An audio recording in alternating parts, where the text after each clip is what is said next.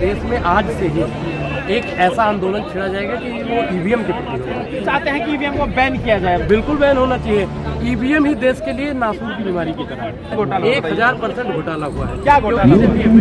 जब दोनों में एग्जिट पोल आया तो इनका एग्जिट पोल आया। दोस्तों नमस्कार, मेरा नाम है रुनू और आप देख रहे हैं टाइम्स एक्सप्रेस। आज जो है 4 राज्यों के नतीजे आ रहे हैं और बीजेपी जो है 2 राज्यों में जीतती हुई दिखाई दे रही है और जो कांग्रेस को जो है 2 राज्यों में सरकार बनती हुई कांग्रेस की दिखाई दे रही है। तेलंगाना में और छत्तीसगढ़ में, मध्य प्रदेश और राजस्थान में बीजेपी जो है पूर्ण बहुमत की सरकार बनाने जा रही है। इस तरीके से जो है नतीजे सामने आ रहे हैं।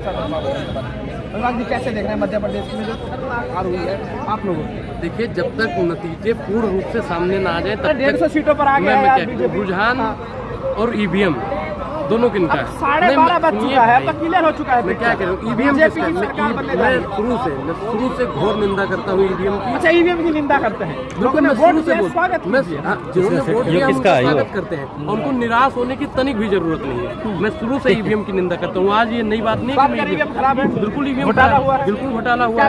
1000% घोटाला हुआ है। क्या घोटाला? जब दोनों में एग्जिट पोल आया तो इनका था, एग्जिट पोल आया तब इनका हो गया। मतलब बेईमानी को आप समझिए। मोदी जी ने फोन किया होगा, हेलो अमित शाह जी क्या चल रहा है, रुझान तो कांग्रेस की तरफ जा रहा है। अरे भाई, आपको घबराने की जरूरत नहीं है, अभी हम जिंदा है ना। अमित शाह ने वहाँ पे भी खेला कर दिया। चाणक्य नीति चली है। बिल्कुल ईवीएम में इन्होंने घोटाला किया है और जब तक इस देश से ईवीएम को बैन नहीं किया जाएगा तब तक भारतीय जनता पार्टी को सरकार। तो आप चाहते हैं कि ईवीएम को बैन किया जाए? बिल्कुल बैन होना चाहिए।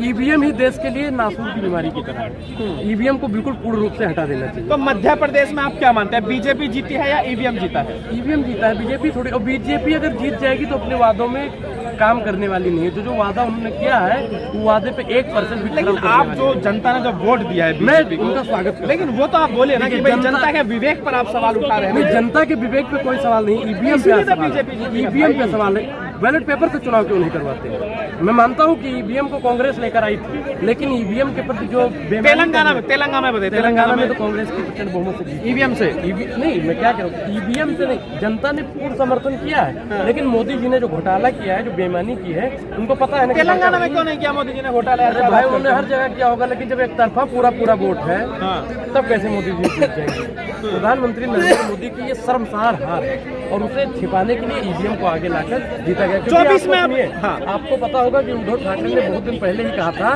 कि चुनाव आयोग चूना लगाओ आयोग। अब जो चूना लगाओ आयोग हो गया है तो प्रधानमंत्री के पत्ते में चूना लगाएगा। लेकिन आप ये बताएं 24 में जब प्रधानमंत्री का चुनाव, देखिए, मैं देश में पूरे देश में आज से ही एक ऐसा आंदोलन छेड़ा जाएगा कि वो ईवीएम के प्रति होगा और प्रधानमंत्री नरेंद्र मोदी और इनका कमल और इनका तालाब तीनों लोग सोच जाएंगे।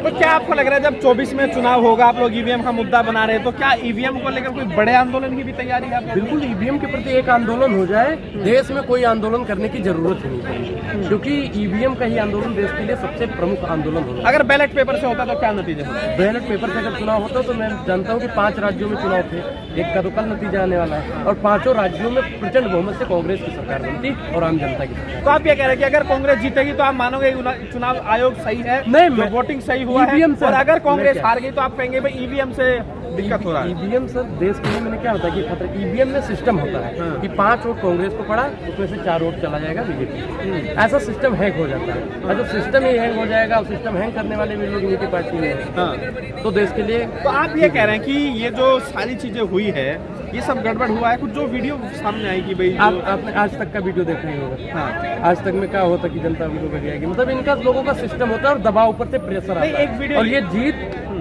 आम जनता की जीत है। ये बीजेपी अगर जीत रही तो ईवीएम की बदल। बैलेट को पेपर का जो बक्सा था, बक्सा पहले ही खोल दिया। हाँ, 2 अक्टूबर को पहले ही खोल दिया गया था। अब बताइए कि जो मिश्रा जी थे, डीएम साहब का एक पद होता है, वहाँ भी बेईमानी हो गई थी। मतलब घपलेबाजी शुरू से ही, और जहाँ जहाँ घपला होता है भारतीय जनता पार्टी के लोग सामने आते हैं। लेकिन क्या अब आपको लग रहा है जब 24 का चुनाव होगा टक्कर होगी या फिर एक तरफा मोदी के लिए रास्ता खुल गया? नहीं, ईवीएम अगर हट जाएगा तो प्रधानमंत्री नरेंद्र मोदी 24 में धूल चाट देंगे, लेकिन ईवीएम पर बैन लगना चाहिए, बैलेट पेपर से चुनाव। लेकिन आप ये बताइए, लग रहा है कि छत्तीसगढ़ में कहीं ना कहीं कांग्रेस की सरकार बन सकती है, बनेगी। तेलंगाना में बन सकती है, तेलंगाना में भाई साहब ईवीएम।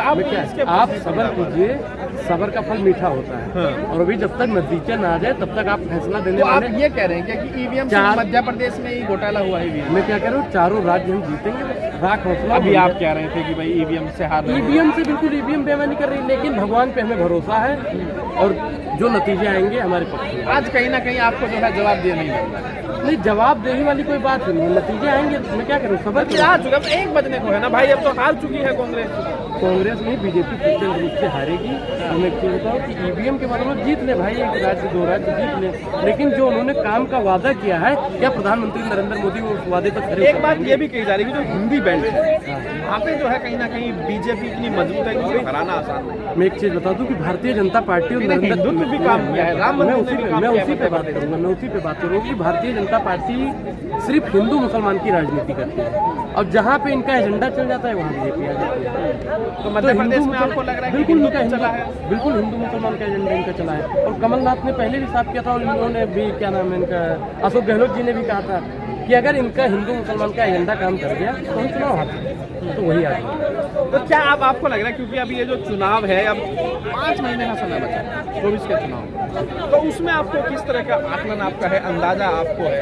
मैं तो कहता हूँ कि राहुल गांधी जी, खड़गे जी मुझे सुन रहे हैं तो ईवीएम के प्रति एक आंदोलन जरूर होना चाहिए। जैसे भारत जोड़ो यात्रा हुआ था, वैसे ईवीएम तोड़ो एक यात्रा होनी चाहिए। हाँ, ईवीएम के खिलाफ बड़ा आंदोलन होगा। बड़ा आंदोलन होना चाहिए, तभी हम 24 में जीत पाएंगे।